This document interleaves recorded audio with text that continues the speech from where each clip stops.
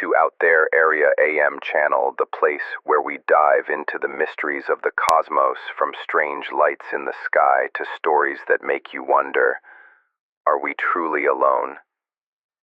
I'm Scout, and today we're kicking things off with one of the most pivotal moments in UFO history, the Kenneth Arnold sighting of 1947.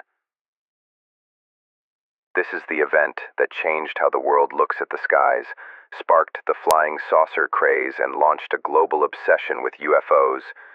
Picture this.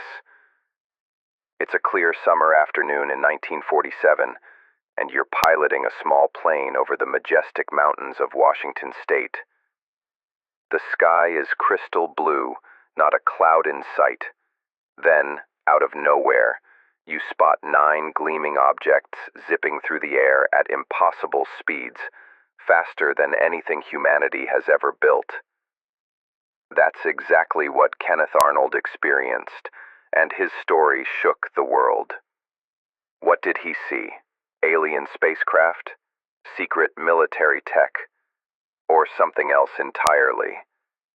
Join me as we travel back in time to unravel this mystery and explore its chilling implications. Don't forget to hit that like button and subscribe to stay tuned for more mind-bending UFO stories. To understand why the Kenneth Arnold sighting is so significant, let's set the stage. It's 1947, just 2 years after World War II ended. The world is recovering from global conflict and stepping into the tense early days of the Cold War. Aviation technology is advancing rapidly, but the fastest planes, like the Lockheed P-80 Shooting Star, can only reach about 600 miles per hour. Meanwhile, rumors of secret military projects swirl as the US and Soviet Union race to outdo each other. Into this world steps Kenneth Arnold, a 32-year-old private pilot from Boise, Idaho. Arnold wasn't chasing fame or fortune. He was a successful businessman selling fire suppression equipment, a skilled pilot with over 4,000 hours of flight time, and a down-to-earth guy known for his reliability. He wasn't the type to spin wild tales or believe in ghost stories. On June 24, 1947, Arnold was flying his Call Air A-2 airplane from Chehalis to Yakima, Washington. He decided to detour around Mount Rainier to search for a missing Marine Corps C-46 transport plane, which carried a $5,000 reward for its discovery. As he cruised at about 9,200 feet under a bright afternoon sun, something caught his eye, a blinding flash to his left. In his own words, Arnold later said, "I saw 9 shiny objects moving in a V formation, like a flock of geese. They were heading from south to north toward Mount Adams. What stunned me was their speed. I estimated they were moving at least twice, maybe 3 times faster than the fastest planes of our time, possibly up to 1,700 miles per hour. Arnold described the objects as peculiar, unlike any aircraft he'd ever seen. They were crescent-shaped or semicircular, with some resembling bat wings. He compared their motion to saucers skipping across water, a phrase that, thanks to a reporter's misinterpretation, gave birth to the term flying saucer. For 2 minutes, Arnold watched, calculating their speed and distance using his pilot's instincts and landmarks on Mount Rainier. He was certain these weren't planes, birds, or any natural phenomenon he knew. After landing in Yakima, Arnold shared his story with a few friends at the airfield. Word spread like wildfire, and by the time he flew on to Pendleton, Oregon, reporters were waiting. Among them was Bill Biquette of the East Oregonian, who interviewed Arnold and published the first article about the sighting. The story exploded, picked up by major news outlets like the Associated Press, and within days, flying saucers were headline news across America and beyond. The Kenneth Arnold sighting wasn't just a single event. It ignited a cultural phenomenon. In the weeks following June 24, 1947, hundreds of flying saucer reports flooded in from across the United States and around the world. Ordinary people, pilots, farmers, office workers, claimed to have seen mysterious objects in the sky. Let's look at a few standout cases from that summer. July 4th, 1947. Captain E.J. Smith and his United Airlines crew reported seeing 5 flying saucers while flying from Boise, Idaho to Portland, Oregon. They described the objects as fast, shiny, and lacking engines or wings. July 7th, 1947. The infamous Roswell incident unfolded in New Mexico, where a flying object reportedly crashed on a ranch. Though the military claimed it was a weather balloon, rumors of a covered-up alien spacecraft persist to this day. July 8, 1947.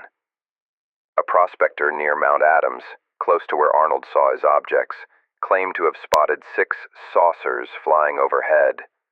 He even said he encountered an extraterrestrial, though his story was less credible. This wave of sightings wasn't confined to the U.S. Reports came from Europe, South America, and beyond. Why the sudden surge? Some say Arnold's story opened people's eyes, making them more aware of the skies. Others believe it was evidence of a coordinated visitation from beyond Earth. Meanwhile, Kenneth Arnold found himself at the center of a media storm. He received thousands of letters from strangers, some supporting him, others accusing him of insanity. Some letters were religious, claiming the saucers signaled the end of the world.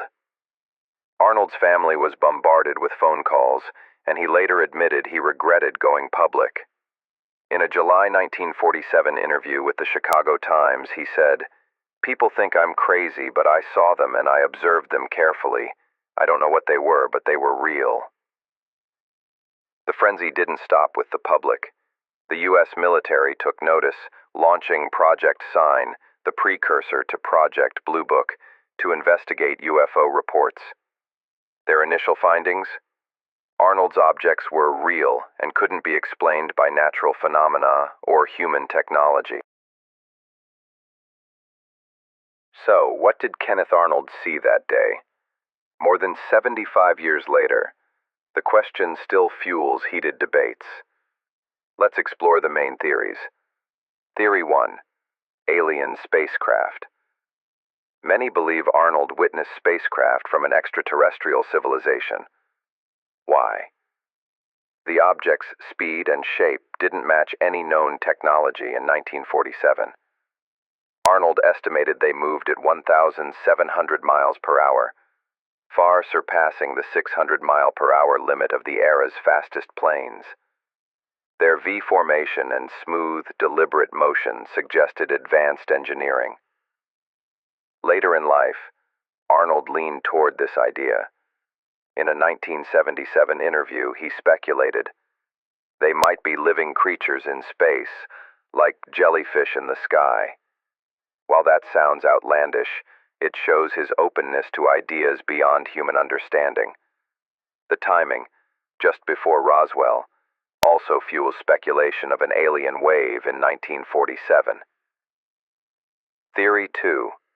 Secret military technology. Some researchers suggest Arnold saw experimental aircraft from the U.S. or Soviet Union. The Cold War had just begun, and both nations were developing cutting-edge tech. But the U.S. Air Force denied any tests in the Mount Rainier area, and no declassified documents from the period describe crescent-shaped planes capable of such speeds. Theory 3. Natural phenomenon. Skeptics, like UFO debunker Philip J. Klass, argue Arnold saw a natural event, perhaps meteors, disc-shaped clouds, or an optical illusion caused by temperature inversions, where light bends through air layers. But Arnold, an experienced pilot familiar with weather patterns, insisted the objects moved purposefully, not like meteors or clouds. A prospector on Mount Adams also corroborated seeing similar objects, weakening the natural phenomenon argument. Project Sign's report concluded the objects were real and unexplained, laying the groundwork for decades of UFO investigations. But the Arnold sighting did more than spark scientific debate. It transformed culture. The term flying saucer became a pop culture icon, inspiring movies like The Day the Earth Stood Still and Close Encounters of the Third Kind. From comic books to rock songs, the image of the saucer shaped our collective imagination. The Kenneth Arnold sighting didn't just change how we viewed the skies. It altered the course of one man's life. After 1947, Arnold became an amateur UFO investigator. He worked with science fiction writers, interviewed other witnesses, and even bought a movie camera to capture evidence on future flights. But the media scrutiny took a toll. In one interview, he said, "If I saw them again, I wouldn't tell a soul." Yet Arnold never backed down from his story. Until his death in 1984, he maintained that what he saw was real, urging humanity to keep an open mind about the universe's mysteries. This event also marked the dawn of a new era. Just 2 weeks later, the Roswell incident fueled conspiracy theories about government cover-ups. The 1947 UFO wave grew, and programs like Project Blue Book emerged to investigate. But the big question lingers. Why did so many sightings happen that summer? Was it a mass hysteria driven by Cold War fears? Or were we being visited by something or someone from beyond? I want to hear from you. What do you think Kenneth Arnold saw? Alien ships, secret military planes, or a trick of the eye? Drop your thoughts in the comments below and share any UFO stories you've heard from family or friends. Have you ever seen something strange in the sky? If you're as fascinated by these mysteries as I am, hit that like button and subscribe to our channel. In our next video, we'll dive into the Roswell incident of 1947. Was it really a crashed alien spacecraft? You won't want to miss it. Thanks for watching, and remember, the universe is full of secrets waiting to be uncovered. Keep looking up, but be careful. You might see something that changes your life forever.